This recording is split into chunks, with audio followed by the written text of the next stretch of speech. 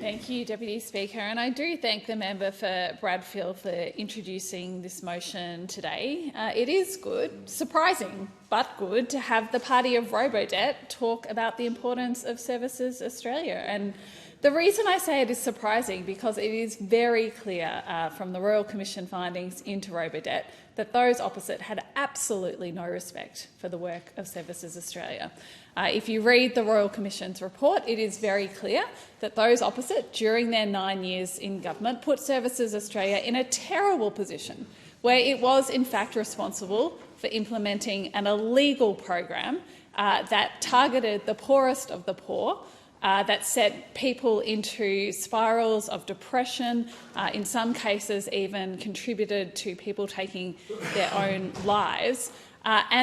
Again, if you read the Royal Commission report, it is clear that at times people in Services Australia, those working at the front line with people, tried to raise the alarm about those opposites' cruel, illegal Robodebt program, and they were ignored by the Liberal National Party when they were in government. So I do say it is surprising to have this motion brought forward from those opposite, given their track record, but perhaps it means that they do finally see that there is a benefit in resourcing Services Australia, in making sure that it is there to support everyone in our community and that it is supported as it should be. And certainly, in contrast to the failures of the Abbott-Turnbull-Morrison years, this government has been getting on with putting people back at the centre of government services, as it should be.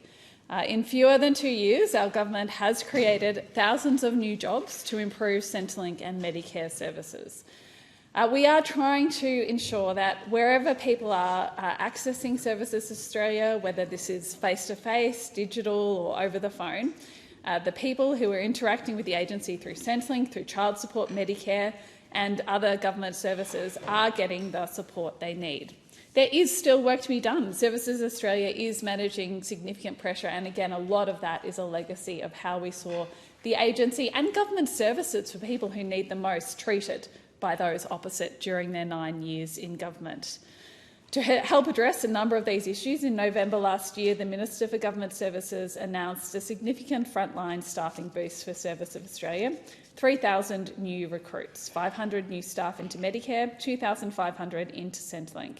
And the contrast is to those opposite who, during their time in government, cut 3,800 staff, fewer frontline people to do the work. The cohort of recruits our government is putting in is aimed at providing additional support as soon as possible to reducing call wait times and speeding up claims processing. Now, we do know that those opposite haven't ever seen a government service that they ever liked, and again, as I've outlined, over their nearly decade in office, they decimated Services Australia, making way for malicious profit-making programs like Robodebt, where people were absolutely an afterthought. As I said, during their time in office, those opposite gutted 3,800 staff from Services Australia, fewer people on the front line doing the work that we needed. So despite the significant investment that our government is making in recruiting 3,000 new staff to Services Australia, we do acknowledge that there is more to be done and that it takes time to build up from that decade of inaction and decade of damage. That decade where we did see, again, programs like Robodebt. In my electorate of Jagga Jagga, there were as many as 1,862 people affected by Robodebt. That's in one electorate. Think about the impact across the country. Read about the impact in the Royal Commission that had on people's lives, that had on how government was run and how services in Australia in particular was run. Again, I highlight it shows that those opposite had absolutely no regard for this agency during their time in office, absolutely no regard for the very important face-to-face work that it does do with people who need support, that it does do with people who are waiting for their age pension.